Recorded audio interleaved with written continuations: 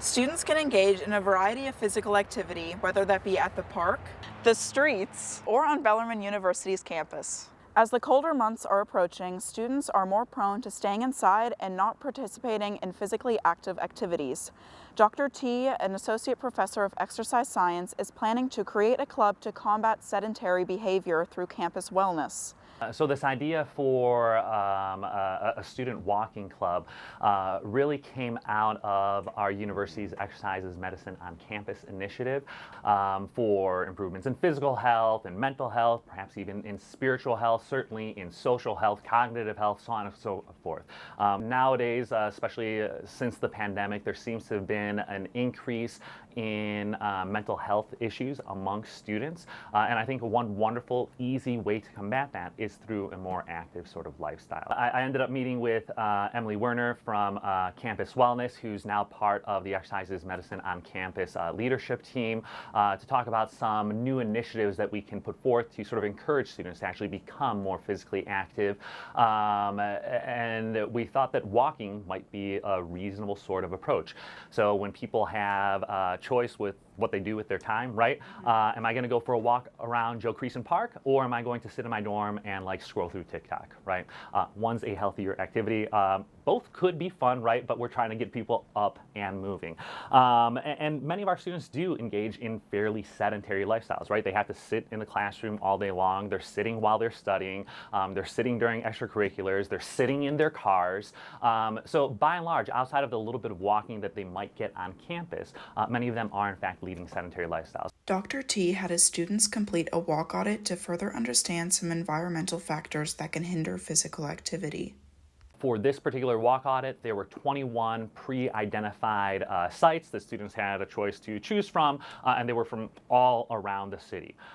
Included in those 21 sites, 5 happen to be the most dangerous intersections for pedestrians in all of Louisville.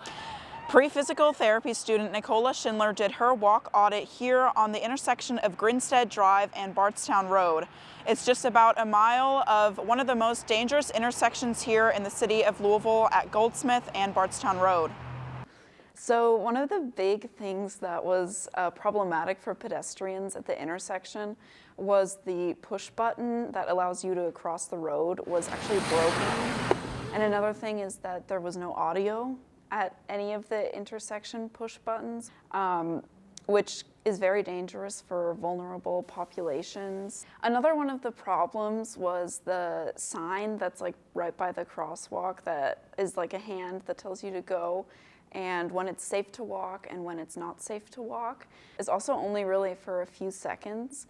So for people with functional limitations, this can be hard to cross in a quick manner. Along not the intersection but Bardstown Road were spaces in the sidewalk where either like a slab of the sidewalk wasn't there anymore, or just really a lot of cracks in the sidewalk or unevenness, which can be hazardous. But one thing that was great with the Bardstown Road is really how connected it is. It's nice to walk along streets that have a variety of different destinations.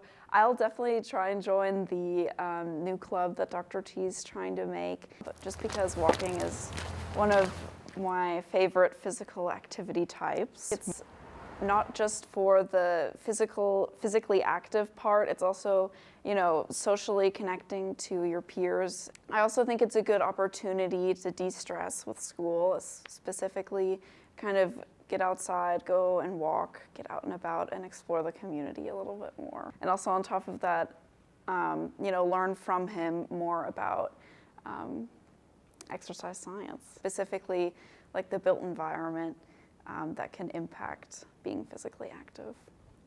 A popular destination that students go to participate in physical activity is the surf. Not only can you come here and work out by yourself or with friends, you can also participate in different intramural sports of your choice, or you can come to a workout class. So the hours that we have here are pretty extensive. We open at 6 and we close at 11 Monday through Thursday. Friday we close a little bit sooner. But we have a lot of different groups that we have here. We have like a Taekwondo class, we have like Pilates, we have you know, club sports. So even if you're not a part of a team, you can still come and play. We have lots of open courts. So you can see we have our fitness area behind me, but also open basketball courts, so anyone can come out and play if they want to. If you don't know like how to get involved, you can always come up and talk to one of the staff here, or you can come participate and take like a personal training class and be taught like how to exercise here. So it's great. The logistics of the walking club will be discussed and planned during the spring semester, and hopefully it will be up and running by August. Thanks for watching. My name's Sophia Schindler with Knights Media Network.